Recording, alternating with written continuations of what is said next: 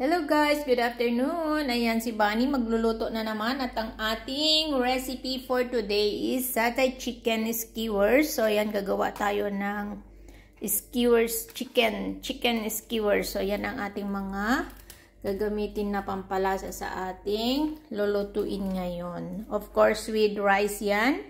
So meron na tayong nilutong sinalang na rice. Ayan, jasmine rice yan guys. So, ayan, lulutuin na natin yan at ready na natin itong ating gagawing skewers. Let's go! So, ayan guys, slice muna natin ng ating chicken at gagawin natin is pang skewers yung ating chicken guys. So, ayan. So, inugasan ko na yan guys at inano ko na din siya ng tissue para matuyo yung kanyang water. Yung tubig. Kasi mas mahirap pag maraming hindi mo i-dry, magtutubig siya. So, dinry natin siya ng paper tissue.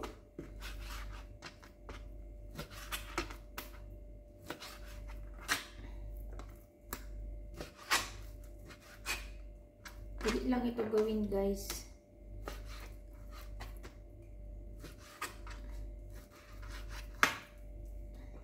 So, lalagay na natin ang ating pampalasa.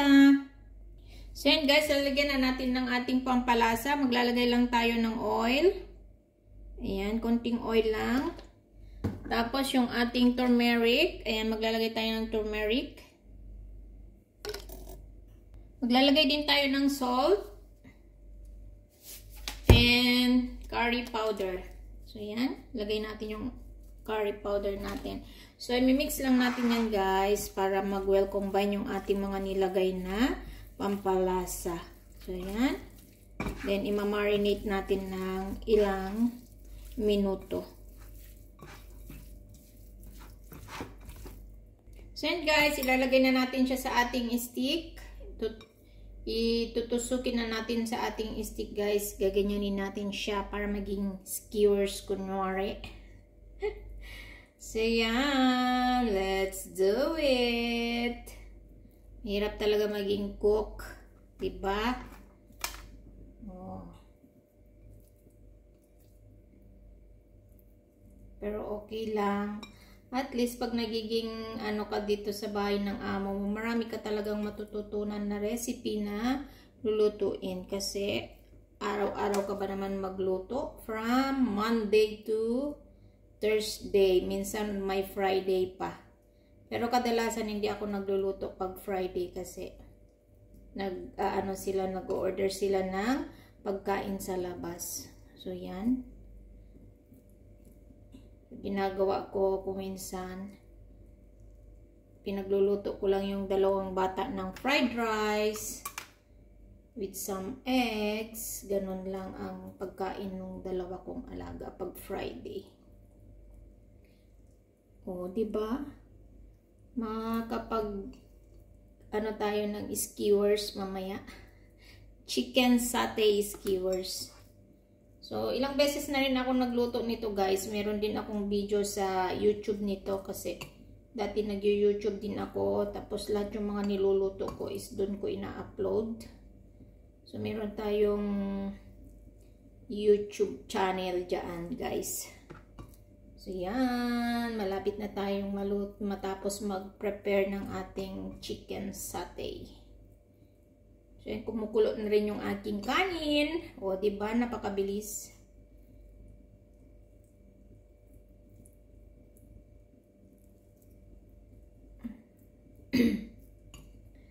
So, o, diba? Eksaktong 6 na stick yung ating, ni-ready. So, yan. I-ready na natin at ihanda na natin yung ating kawali.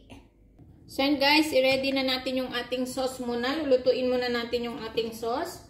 So, naglagay ako ng konting oil. Konti lang yung nilagay natin guys. So, ilagay natin yung ating garlic.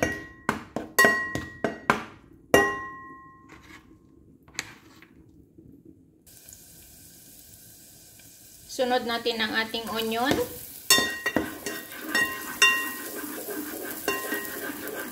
So, dapat may red chili yan, guys. Pero hindi ko siya lalagyan ng red chili kasi pagkain ng mga bata. So, isa-set aside natin yung red chili. Di na natin ilalagay. So, maglalagay tayo ng konting salt.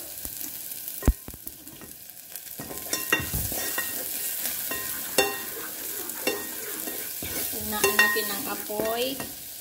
Then, maglalagay tayo, guys, ng kalahating coconut milk. Kalahating lata lang.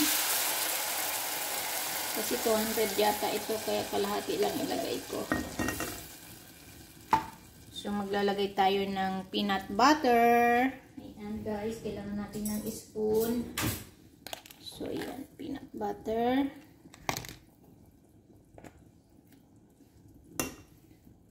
Then, maglalagay tayo ng soy sauce. Pampalasa. So, haluin lamang natin yan, guys, until mag-sticky yung ating sauce. So, yung ating rice, malapit na siyang maluto, guys. Iniinin ko na siya. So, itong sauce na ito, guys, masarap ito. Sisimmer lamang natin siya, guys, ng within 5 to 7 minutes. Then, siset aside natin yung ating sauce. Simmer for 5 to 7 minutes. Once na sinisimmer natin yan, guys, na yan, nag-ready na ako ng pan para sa ating chicken. So, naglagay na ako ng konting oil. Pinapainit ko na siya. Maya-maya, ilagay natin yung ating skewers. So, ayan, guys, mainit na yung ating kawali. Ilagay na natin ng ating chicken skewers. Ayan.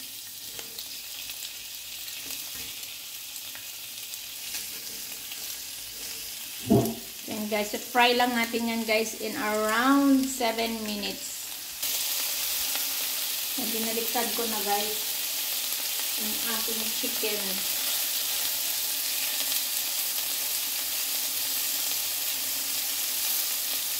Chicken is skewers.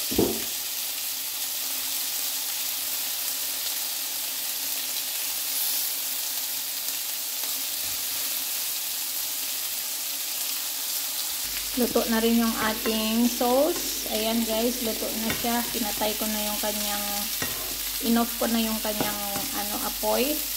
Yung rice natin nakainin na. Ayan, yung chicken natin is malapit na rin siyang maluto.